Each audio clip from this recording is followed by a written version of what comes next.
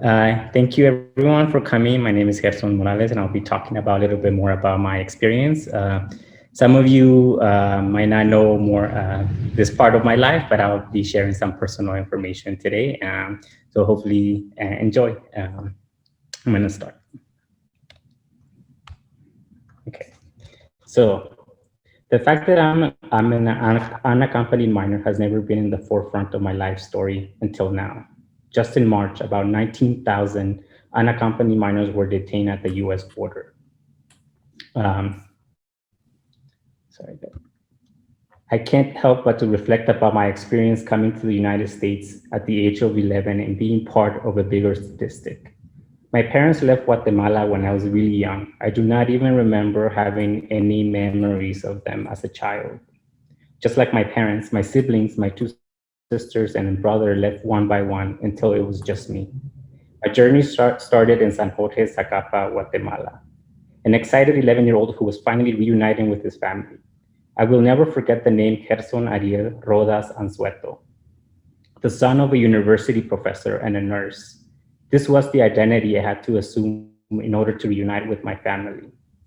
The process of obtaining a visa to the United States in the year 2000 was a different story than the children currently trying to cross the border. I am aware that my unaccompanied story is that of privilege. I do not have to view the whole country of Mexico as another border, as the many Central Americans that cross Mexico on a daily basis, facing violence, discrimination, to further being detained by the United States government do. My story lies at the intersection of facing an identity crisis as an adult, coming to the United States at a very young age, a development period in which national identity is the farthest until you're faced with the constant expression de Guatemala a Guatepeor. For a child who does not even comprehend national identity, this seems very foreign. In retrospect, this was a foreshadowing of what it meant to be Central American in the United States, a minority within a minority. I was faced with the constant homogenization of Latinos for the way I spoke, the color of my skin, and the language I spoke, to further being singled out by my Latino peers for being Guatemalteco. Now that I'm faced with my own insecurities about who I am and who I represent, with the current influx of unaccompanied minors. My Guatemalan national identity was really brought forth into perspective by the attendance to a conference called Centroamérica, Reseña Histórica de una Región Desconocida. The last presenter, Gemma Givens, really impacted me. Gemma Givens is the co-founder of Next Generation Guatemala, a nonprofit organization that helps Guatemalan adoptees search for their families in Guatemala. Ms. Givens herself is an adoptee who grew up with an Irish family in Northern California. As an adult, she searched for her family in Guatemala and even immersed herself in the culture by moving there. Her presentation focused on the identity of adoptees. According to Givens, many adoptees, um, like herself, identify as 100% American and 100% Guatemalan. According to Givens, some adoptees may not find any attachments to their home countries. In Ms. Givens' case, immersing herself in the country allowed her to identify with the culture. She even found out that she was about 100% indigenous through a DNA test. My experience is very different than many Guatemalans adoptee, but Ms. Givens' process of identity resonated with me. I started to face my own identity and ask myself these questions. What percentage of Guatemalan am I? Am I also American?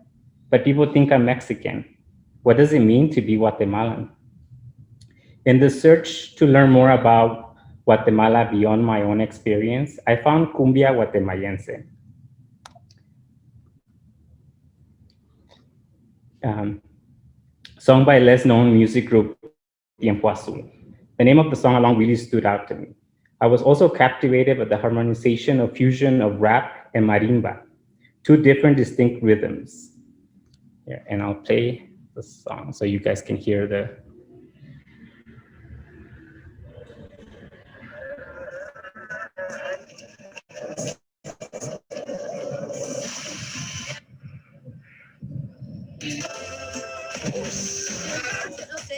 Como una flor que se marchitó por traición.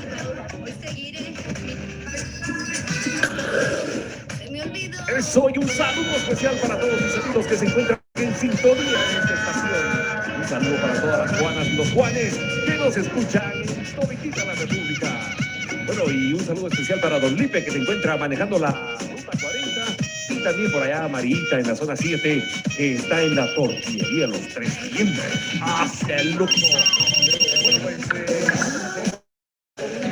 play, señoras y señores, ellos son los chicos de Tiempo Azul. Luego van a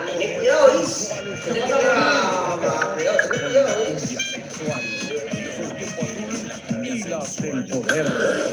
Rica cumbia para mover el botecito. Luego, aquí vienen con marimba DJ, con esto que se llama Cumbia Guatemayense. Y desde luego, Tiempo Azul reventando la cumbia en Guatemala, así que quédate con nosotros. ¡Súbale, DJ! Cumbias de mi tierra. Hey. Como lo baila, Pa' que se lo gocen. con Tiempo Azul. D&D, no querer.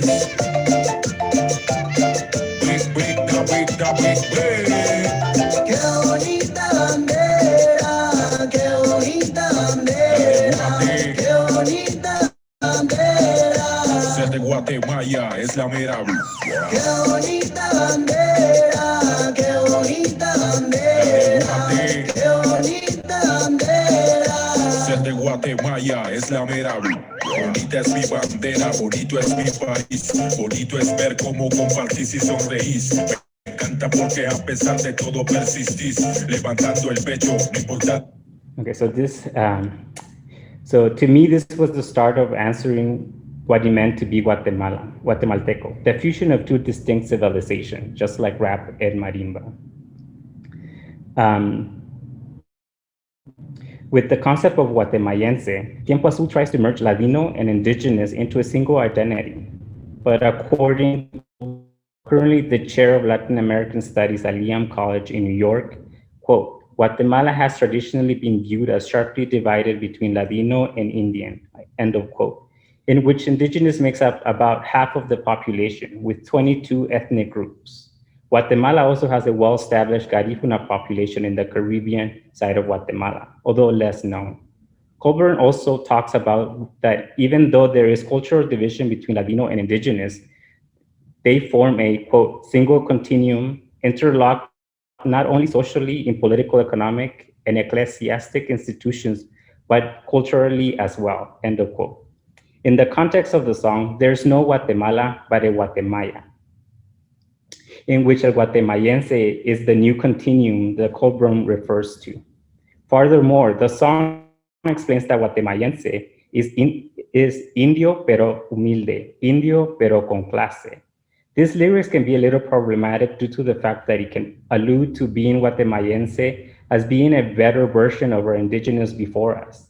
On the other hand, from a positive standpoint, this lyric actually reflects that being Guatemayense changes the negative perspective of indigenous people among Latinos because we're one of the same and one cannot be without the other. The term Guatemayense can also be referring to the shared experience of what it means to be Guatemalan, as there are 23 Mayan, Xinca, and Garifuna languages spoken besides Spanish. Therefore, it is important to be mindful to acknowledge the vast diversity within the country. This is where the intersection of Guatemalan identity starts, and from this point, it starts to fragment into different dualities: rich and poor, urban and rural, el emigrado, and people that stayed. Como punto de partida, the latter duality is what I will be further contextualizing. The music by Tiempo Azul displays daily life of Guatemala, one that many children like myself who are brought to the United States are robbed of, therefore lack, to some degree, cultural understanding. For example, coming to Guatemala as an adult, I lack what would be considered basic life skills, like going to the bank and following their procedures. Your lifeline in Guatemala is your DPI, Documento Personal de Identidad, which is needed for everything you do, including getting a prepaid SIM card. Cumbia Guatemayense alludes to this idea that in Guatemala, el guatemayense, a pesar de todo, persiste, meaning that they overcome their challenges. As a child in Guatemala and raised in the US, there are cultural boundaries that are influenced from an Anglo perspective. For example, challenging authority, calling out accountability, and pointing things that do not make sense to us. For example, when I obtained a driver's license in Guatemala, I was turned away because I had done my vision test in a different city than the one I was requesting it from. I had no problem in challenging the worker and saying that my vision did not change from one day to the other.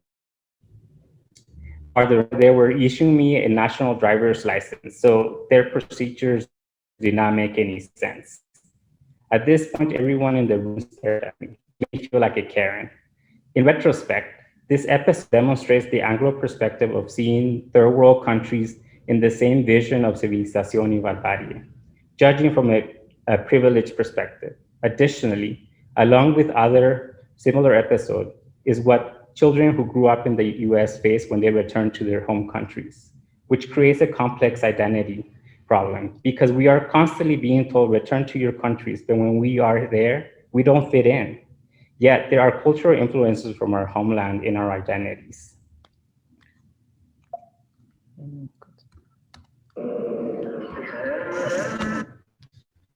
As an adult, the phrase de Guatemala, Guatepeor has taken a completely different meaning for me. As a child in the US, when it was used as a negative context, it impacted me by forcing me to assimilate as much as possible. Not only to not stand out, to fit in as American, but also to fit in as Latino. Now, the phrase de Guatemala, Guatepeor is a representation of the dark political violence and economic history of Guatemala, forcing many to leave. From the 36 Civil War to President Otto Perez Molina to Jimmy Morales, there has been a lot of political instability. Guatemala truly goes from bad to worse. There is no surprise that other Latin American countries use the same expression in political discourse. According to Giovanni Contreras from Prensa Libre, a Guatemalan newspaper, this phrase is a wordplay to imply going from one bad situation to an even worse one that is not related to its people. Within the theme of Guatemalan identity, the next song, which I won't play, Buena Vibra by Ale Mendoza, a Guatemalan singer, presents a diverse Guatemala, including Garifuna people. The song urges Guatemalans to be proudful of where they come from, to who they are, and show the Guatemalan vibe is within. The video also shows the beautiful landscape of Guatemala. While the song is very catchy, it's very hard for me to feel the Guatemalan vibe, considering the constant influx of unaccompanied minors arriving at the US border. The song calls to celebrate life, that in Guatemala se vive mejor. Since the Guatemalan Civil War... Closing up. We need to start closing up your presentation. Oh. Okay. Since the Guatemalan Civil War, I'm almost done. Where violence have driven Guatemala out of the country. And based on the Buena Vibra implying that Guatemala life is better, clearly demonstrate that the Mala experience of Guatemala is not shared among all Guatemalans. In fact, according to Culver, Guatemala suffers from a set of intractable problems. Guatemala suffers from a set of intractable problems, a society highly stratified along with the class of ethnic lines, appalling poverty from the lower stratum. In the current exodus of Central Americans, including unaccompanied minors, the expression has never been more fitting. Many Central Americans do not make it past Mexico. And in conclusion, very short, from the perspective of an unaccompanied minor, Cumbia Guatemayense and Buena Vibra gives an insight into Guatemalan identity, but it confronts all that we're not. In terms of our identity, is determined, influenced by our life experiences. Most importantly, I learned that Guatemayense also gives homage to our ancestors. As I mentioned, Guatemalan population is half Ladino and half indigenous. For Latinos, we do not know which indigenous group we descend from. So this way, to be indigenous without appropriating their struggles and their culture. Okay, sorry. Thank you, Gerson. Now we have like a few minutes for questions. So if you have questions either for Gerson's presentation or for Onata's, then feel free to ask them. I have a question. Gerson, how do you feel about the statement from that Guatemalan adoptee where she feels 100% American, 100% Guatemalan? Where do you stand on that spectrum? So the reason why I did that as well is I was trying to find that same percentage. I cannot be 100% American, and I cannot be 100% Guatemalan as well. I'm in the middle, but I still can't figure out. I'm still in the search of finding out where, because there's things that I do not fit in, that I try to fit in, that I don't, and I think I just have to accept that as part of my experience.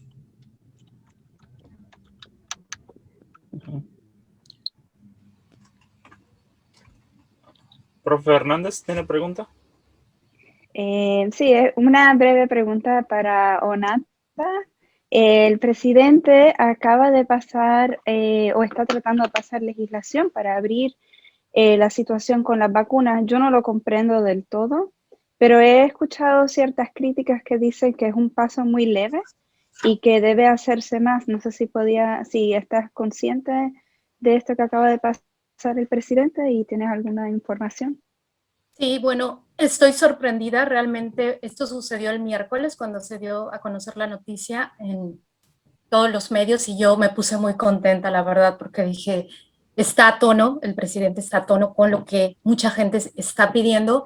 Y bueno, si los críticos consideran que es un primer paso importante, sin embargo, la presión real debe ejercerse en la OMS, porque es el organismo, digamos, capacitado para regular este tipo de situaciones. Entonces tiene que llevarse esta discusión a la OMS. Yeah, I knew about the situation this Wednesday. I am really happy that Joe Biden is supporting this policy, but yeah, this discussion has to be taken to the WHO, to the World Health Organization. Thank you so much. Now I know you had a question too. Sí, yo tengo una pregunta para Gerson. ¿Cómo es importante la identidad en esta pandemia? ¿Encuentras alguna conexión con tu trabajo? ¿Cómo la música podría, no sé, contribuir para trabajar en esta pandemia juntos? That's a good question. Honestamente no sé cómo, porque la verdad no, a mí la música tal vez de esta forma, así como me interesó la música que yo escogí, tal vez así podemos también llegar a la gente, ¿no? Para decirles, por lo menos a la gente que no se quiere poner la vacuna, tal vez a través de una canción podemos incitarlos a que se vacunen, probablemente, pero en términos de la identidad no estoy muy seguro cómo combinar las dos. Así que soy honesto.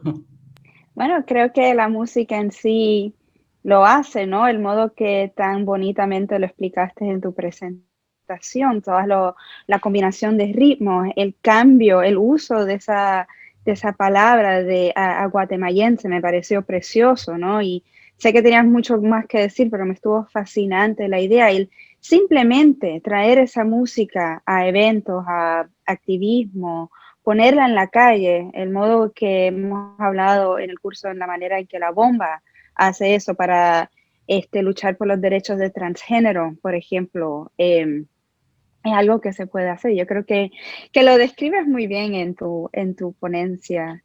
Y sí, la situación de las personas que no se quieren vacunar me preocupa mucho, porque hay muchos que se quieren vacunar y no pueden, y hay otros que están optando por no, y eso me preocupa mucho.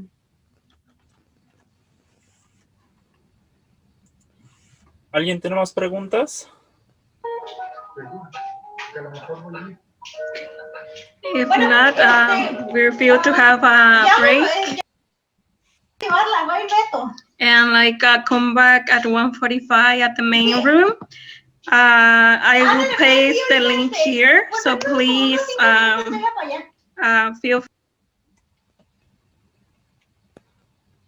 feel free to take a break and then come back at 1:45 for a Maria Jose Montijo presentation. Thank you. Thank you. But make sure you guys come back to the other room where everyone is. Yes, to the room presentation. You guys can find the link right there. So This was a wonderful panel. I really enjoyed it. I want to thank you both for taking time to present with us today and for joining us at this conference. It means a lot to all of us. So thank you so much.